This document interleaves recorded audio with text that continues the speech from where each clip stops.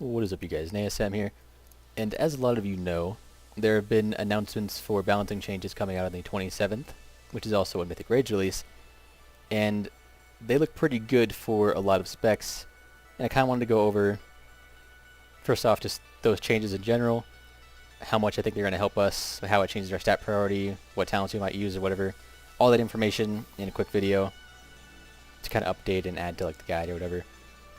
So without further ado, let's get started. So first off, let's go over the changes. So for Elemental, I'm only going to be talking about the Elemental ones here, obviously. Elemental Mastery effects increased by 12.5%. We still don't have confirmation on if that's like the proc rate, or just like the damage of the procs or whatever. But I have a feeling it's the proc rate. Could be damage too, I don't know. Chain Lightning Maelstrom generation increased to 6. Lightning Bolt damage increased by 23%. Chain Lightning damage increased by 23%. Lava Burst damage increased by 5%. And Storm Elemental, Call Lightning and Wind Gust damage increased by 20%. So these look pretty good. First thing, Storm Elemental is still not even close to worth using. It was that bad, so let's get that out of the way.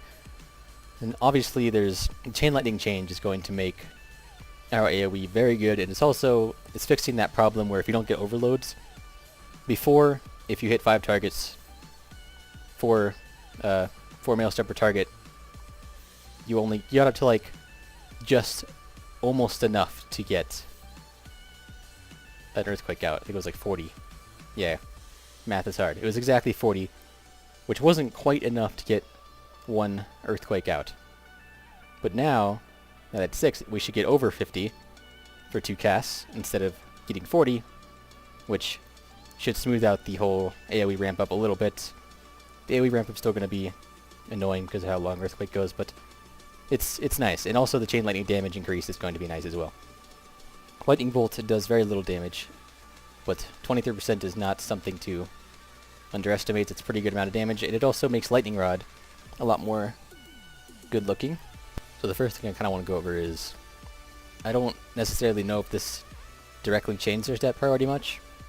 If not, then I just have some updated information for you. But as my guide originally said, the default stat priority is Intellect, Crit, Haste, Versatility, Mastery. So what I found out now is that Crit starts to fall off once you get to about 33%, because usually if you have 33%, every third cast approximately is going to be a crit. And since the buff lasts for 2 casts, that's usually good enough, especially when Lava Burst is always a crit, and that's kind of being weaved in there. So about 33% crit, which is around 10,000-ish, it starts to fall off, and the new stat priority becomes Int, Haste, Versatility, Crit, Mastery. And Haste is like really, really high. Like, Intellect is 1 point, Haste is 0.95, if you know how stat weights work. And then Haste, as soon as you get to 30% Haste, it just drops off really quickly as well. So, and 30% Haste is about 6,000 Haste. So your main priority is to get 33% crit, and then get 30% Haste, and then the new stat priority is Intellect, Versatility, Haste, about equal to Crit, and then Mastery. Another thing to note is that Mastery is still not even close to being like a good stat. It's just slightly less terrible because of this buff. So the next most common thing people are saying is, so how about Lightning Rod, since both of our nature spells got buffed by 23%? So I did Sims, which obviously Sims, I still don't really trust them entirely, but I can't go out and test this myself since it's not, I really don't think it's on the PTR since PTR 7.1, and it's obviously not live yet. But the Sims are saying that Lightning Rod and Ascendance are almost exactly equal for a single target now. Obviously for Cleave, Lightning Rod is going to be much better now, and for AoE, Lightning Rod is going to be much better now, especially with 23% Chain Lightning. That's going to be crazy for AoE. Basically, Ascendance and Lightning Rod are almost exactly the same. It's kind of down to preference, but there is some minor things to keep in mind, like per boss for which one to use. So if the boss is solely single target, Lightning Rod benefits the most from very little movement, because every time you have to move, that's less lightning bolts that are going out and all that stuff. Ascendance, obviously Ascendance gets seriously punished if you have to move during it, but if you plan it out right, you won't have to move during it. Like on Nathendria, let's say, just as an example, your second Ascendance comes up and Rot's coming out in 3 seconds, you wait until that Rot comes out. If it's not on you, you pop Ascendance then.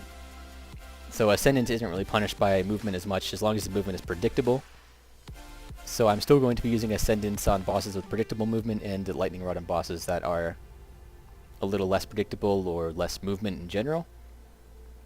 And then another thing that is interesting to me, which you aren't really going to be using it, but Elemental Blast with the Mastery buff, and this is why I had a feeling that the Mastery buff actually affected the proc rate, is that Elemental Blast is now about equal to Echo of the Elements on single target.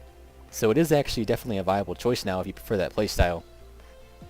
Obviously Elemental Blast is probably going to benefit a lot more from low movement, because it's another 1.5 second cast time and gives you a buff for 10 seconds that you want to take absolute advantage of.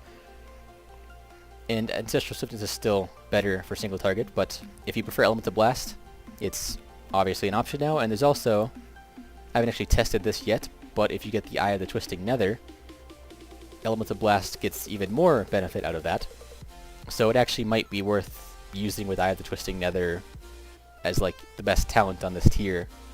I kind of doubt it'll be particularly better than any other of these, but it could be like equal.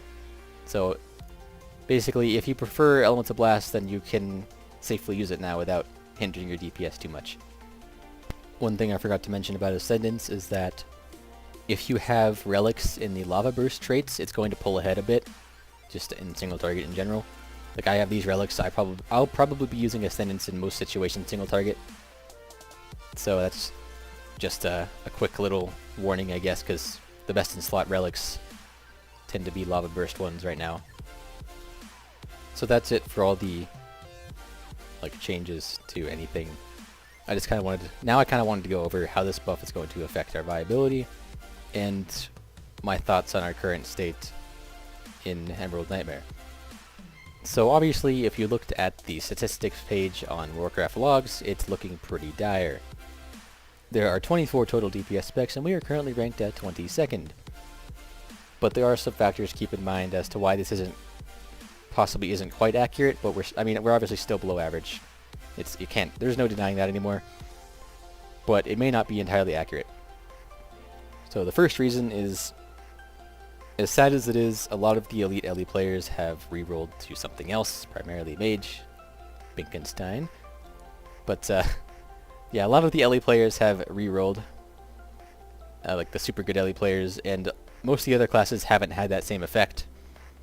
So we're basically comparing like a collection of a few elite players and a bunch of average players, no offense, to a whole bunch of elite players and some average players. I mean, there's obviously more average players than elite players, but there's a whole lot more elite players playing Marksmanship Hunter, Feral Druid, Arms Warrior, Fire Mage, Shadow Priest, all that stuff than there is Elemental Shaman right now.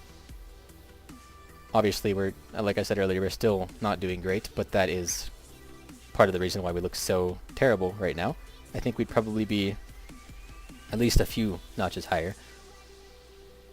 So again, looking at these statistics, if we go to 90th percentile, because that's a pretty good number to look at, 90th and 95th percentile, Demon Hunter is at the top with 289,000 DPS overall for like all the bosses. Elemental Shaman's at 225k, which is about 75% of the top. And these buffs I've calculated to be about a 9 to 10% buff, which would put us at like about 250-ish k, which is almost exactly middle of the pack.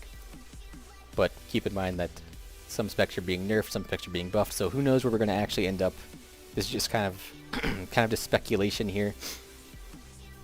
I think we'll be somewhere around middle of the pack for the average, like the statistics here. I think the elite players, especially once we get more gear, will be able to perform above middle of the pack, perhaps. But we're not going to be like super crazy OP, because this buff isn't that big. But it is still pretty significant at the same time. 10% buff is nothing to look over. But I just wanted to kind of share my thoughts and statistics on that. So we should be about middle of the pack for the average player.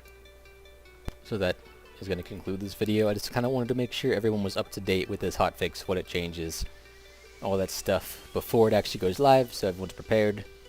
and also the stat priority information I found. I wanted to share that as well. I didn't really know the best way to do it, and then these hotfix notes came out, and I decided, well, I might as well just include it in this video instead of making a random, like, 30-second video to go over stat priorities. So hopefully you guys enjoyed. Leave a like if you liked it, subscribe if you want to see more. If you need an LE Shaman guide, it's on my channel. And thanks for watching everybody again. See you guys next time.